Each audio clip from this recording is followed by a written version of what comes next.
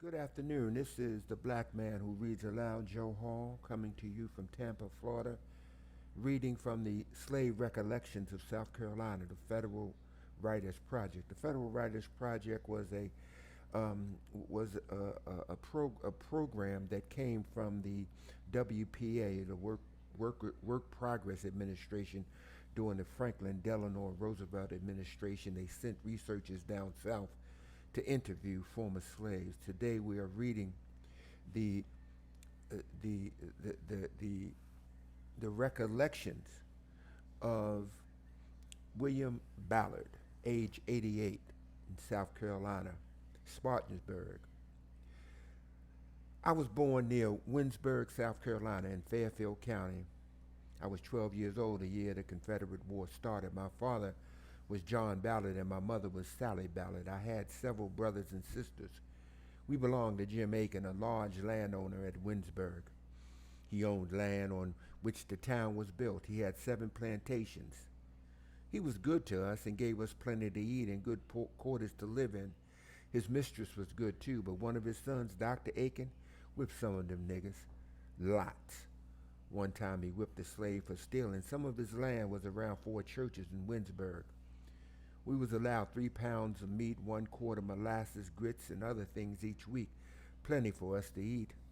When freedom come, he told us we was free and we wanted to stay with him. If we wanted to stay with him, he would do the best he could for us. Most of us stayed, and after a few months, he paid wages. After 8 months, some went to other places to work. My master's wife died, and he married a daughter of Robert Gillian and moved to Greenville, South Carolina. The master always had a very big garden with plenty of vegetables. He had 50 hogs, and I helped mind the hogs.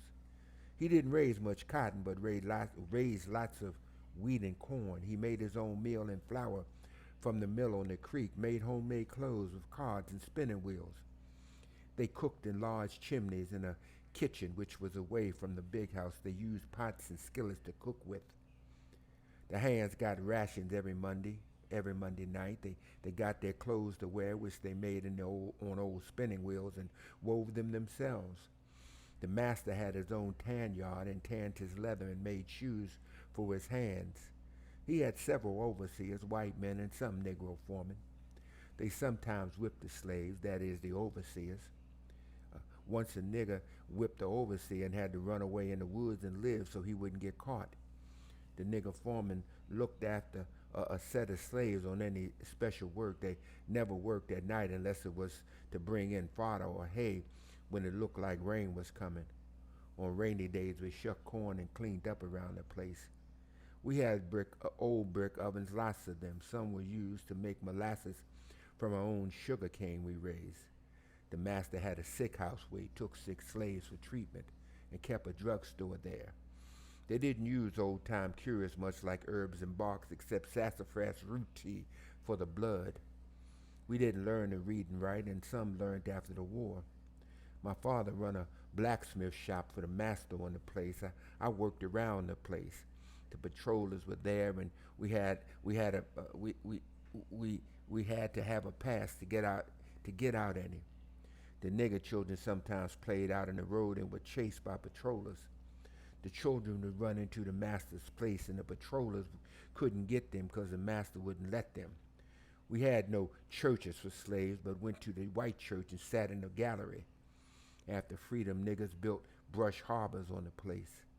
Slaves carried news from one plantation to another by riding mules or horses. They had to be in quarters at night. I remember my mother rode side saddle one Saturday night.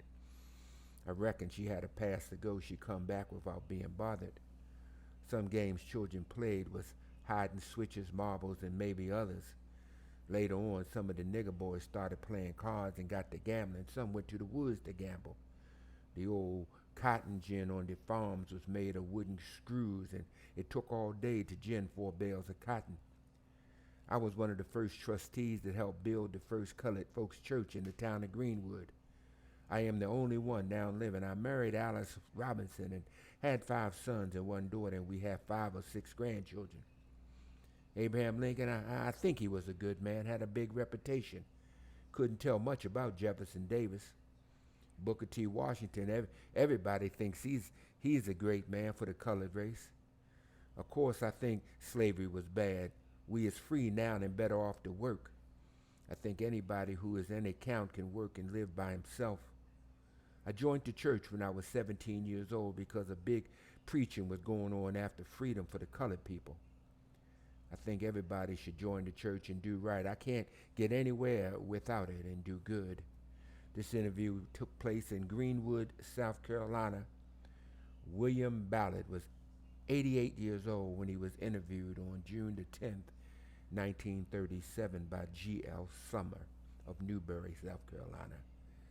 Have a great day and thank you for listening.